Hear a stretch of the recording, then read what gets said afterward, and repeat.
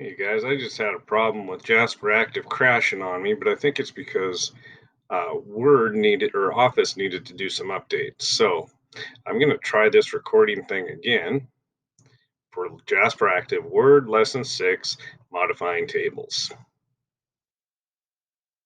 Here we go.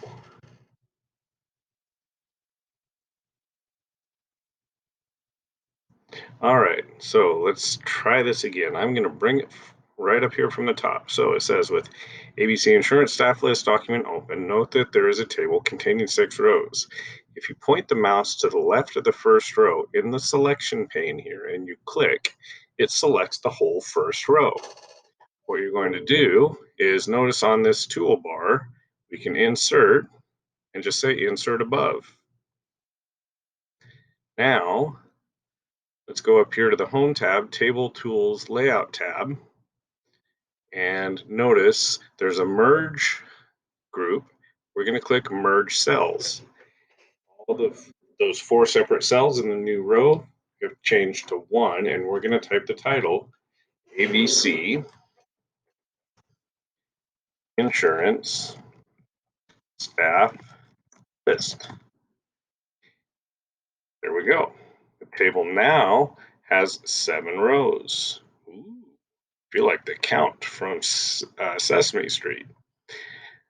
Step number 1 in part 2 here says select both the first 2 rows. So I'm using the selection pane again. Left click and hold in the selection pane. I highlight those top 2 rows. They want us to bold it. So Control B will do it. Or you can right click and say bold or however you prefer. Then we're going to do Control E as in Edward. That will center all of those titles.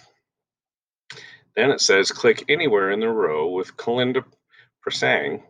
And notice when you hover over it now that that's selected, there's a little plus sign down here.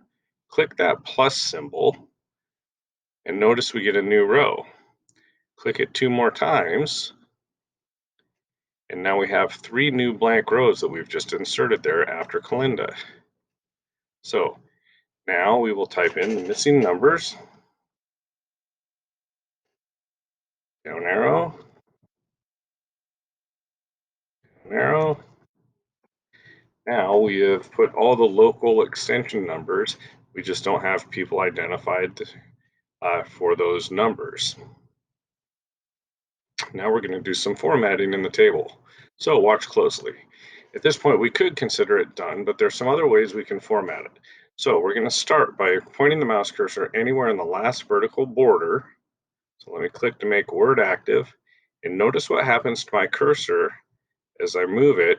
It changes a few different times. So instead of inserting, it can select with that little angle arrow, or if I'm right over that border, I can left click and drag and make that local extension number column narrow.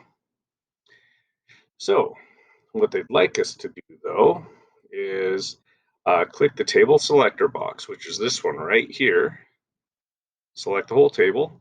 And then what we're going to do with the whole table selected is on the Table Tools Layout tab in the Cell Size group, we're going to click the button here where it says Distribute Columns. Notice all the columns are the same width now. Then in the table group over here, we're going to click Properties. With Properties selected, Table Properties dialog box pops up, and we are going to say, instead of aligning our table to the left, let's keep our table in the center of the document. And then click OK. Now it says click in the first row. So with the first row, the cursor in the first row, now it says go back to Table Properties. Wait a second.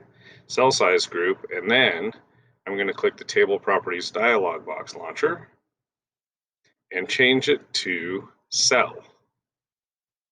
Now our preferred width is fine. Our vertical alignment is top. What we want to do is move down here to the options box. The options box, we're going to clear this same as the whole table. And we're going to tell it to do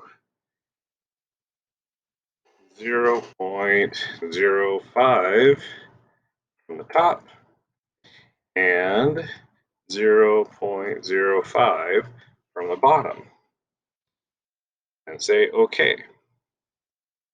And then say OK again, and we should notice this top cell getting a little bit taller. Notice now we have a little bit more space between the top and bottom. That's it. Let's submit it and get it.